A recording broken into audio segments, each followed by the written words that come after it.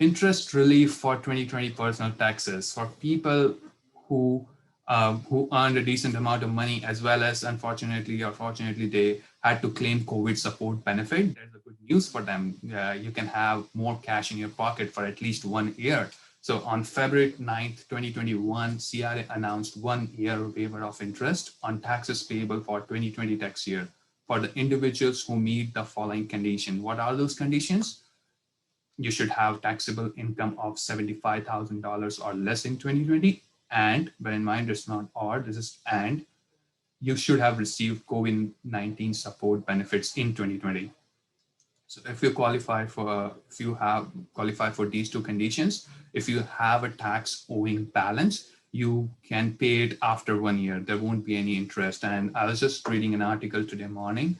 I think CRA also announced it will be covered it will be covered in our next session. But CRA has announced that the representative will have power to cancel your interest in case you are paying your taxes, even if you do not qualify for this limit. Let's say if you have 80,000, 150,000, whatnot income, and you qualify, you do not qualify for this 1 year waiver of interest, but you do not pay on time.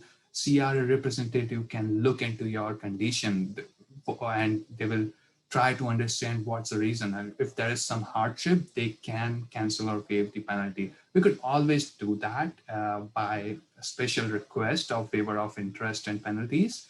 But now I think that they have simplified some process that you can call CRA and kind of do something. They will issue more details, but you do not have to file that lengthy form, which we had to file and give all the situation and circumstances. Now, last year COVID happened. I helped a lot of clients to have their interest and penalties waived because of late filing and late payment of money. But if it's more, I know the pain. It was a lengthy form and we had to give a lot of reasons in writing. If they have simplified it, that's really helpful. But nonetheless, if you qualify for these conditions, kudos, you have 1 more year to pay them. And that means more cash. You go invest it and earn some money. In addition, so now what will happen if you are having less than $75,000 of taxable incomes? Most probably you'll also be receiving GST adjusted credit, or if you have some child, you'll receive Canada Child Benefit too.